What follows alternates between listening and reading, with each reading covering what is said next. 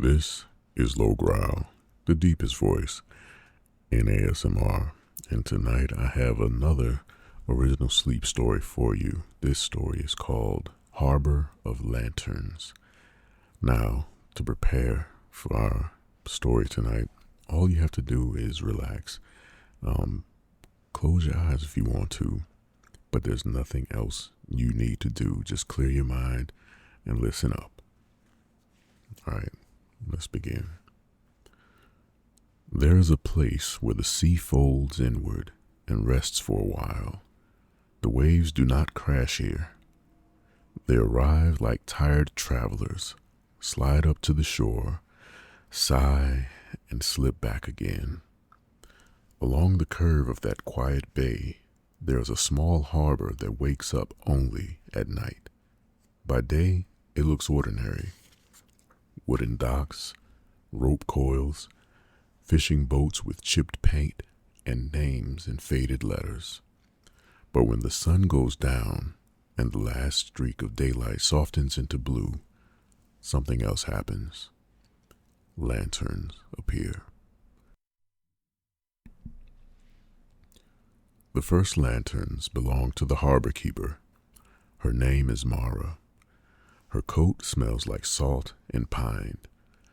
Her boots know every board and every dock. As the sky deepens, she walks slowly from post to post, lighting each lantern by hand. A quiet click as flint meets steel. A brief tender spark. Then a warm circle of light that hums softly against the early dark. She doesn't hurry. As she lifts each glass door, she touches the match to the wick, waits until the flame steadies. The harbor likes this ritual. The wood swells slightly with the change in temperature. The ropes sigh. The boats rock a little closer to one another, as if to whisper goodnight. Out beyond the boats, the sea lies flat and dark and calm like a folded blanket. Every few breaths, a ripple passes. Not loudly. It's a gentle shiver of light and shadow that fades as soon as it arrives. When the lanterns along the docks are lit, Mara carries a small, round basket to the end of the longest pier. Inside the basket are the floating lanterns. Not large. Each one is no bigger than a cupped hand. They rest in shallow wooden frames with a little candle in the center and a protective ring of clear glass. Tonight, standing at the edge of the pier, is a man named Elias. He has come to the harbor because he has forgotten how to rest. In the city, his days were thick with noise, screens, headlights, messages that never stopped arriving. Even when his body was still, his mind kept walking in circles, wearing a deep, anxious path inside his thoughts. Someone told him quietly that the harbor of lanterns could help. He did not believe it at first. But this evening, as the air cools and the sky slides from blue to indigo, he watches Mara set the basket down and nod to him with a small, calm smile. "Would you like to carry one?" she asks. Her voice is low, shaped by the wind and by many nights spent speaking only when there was something gentle to say.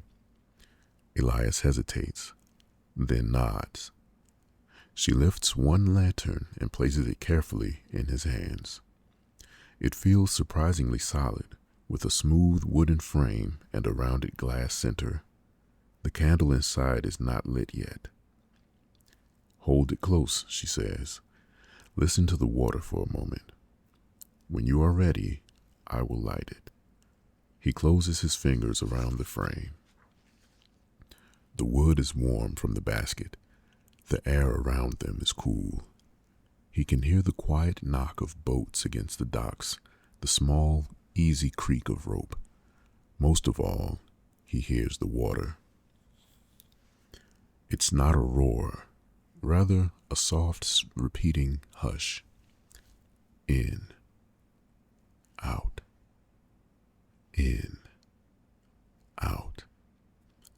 For the first time in a long while, his thoughts do not race ahead of the sound. They simply follow. Mara lights her small lantern first, then leans forward and touches her flame to his wick. The candle catches. A tiny flame, patient and still. They walk together to the edge of the pier. The sea waits below, a dark sheet with a faint reflection of the first stars. Set your lantern down on the water, she says, and let it drift away from you. You don't have to chase it, and you don't have to watch it the whole time. Just let it go. He kneels, lowers his hand, and places the lantern on the surface of the water.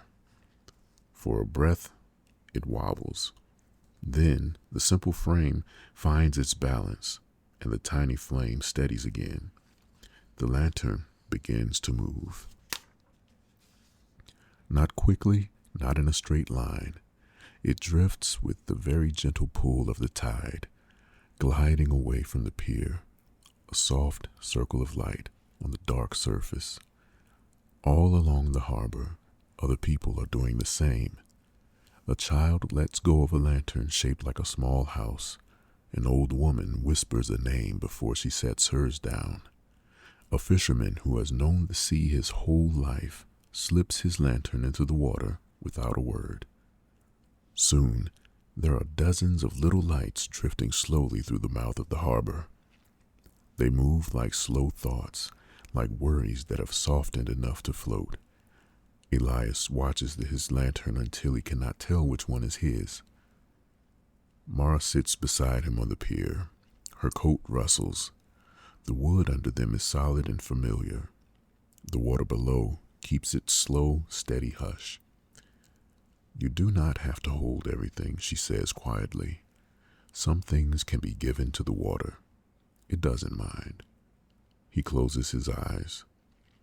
Behind his eyelids, the glow of the lanterns lingers in soft shapes. His shoulders lower, his jaw loosens. The crease between his eyebrows smooths out.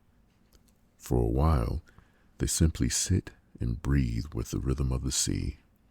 Later, when the lanterns have drifted far out, the harbor grows quieter still. The boats rest. The ropes lie still. The lights along the docks burn in small, respectful circles. Mara walks back along the pier, checking each post, listening to the familiar, sleepy sounds of wood and water. Elias follows at a slower pace. He doesn't feel fixed, and he doesn't feel changed in a way he could explain. But something inside him has unclenched. That night, in the little room he has rented above the harbor, he lies in bed with the window slightly open. He can hear the water. He can smell the salt and old rope and faint lantern smoke.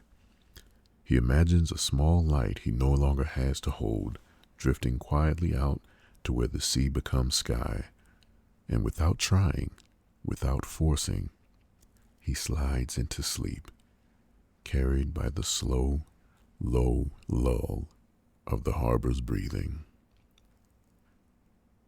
Now, if you're still awake, you can picture your own small lantern resting on calm water. You don't have to decide what it carries. You can simply let it drift, knowing that the tide will take care of the rest. The night can hold what you set down, and you're allowed to rest now. I appreciate you listening all the way to this point. Hopefully this story helped you get to sleep. Hopefully it helps so much that you don't even hear this part of the video. However, if you are still awake and just enjoying the relaxing mood that I'm trying to produce here, give the video a like, give it a subscribe, turn on your notifications. That way, as I upload these stories, you can always be abreast of what's happening and know when to tune in. I appreciate you. Rest easy.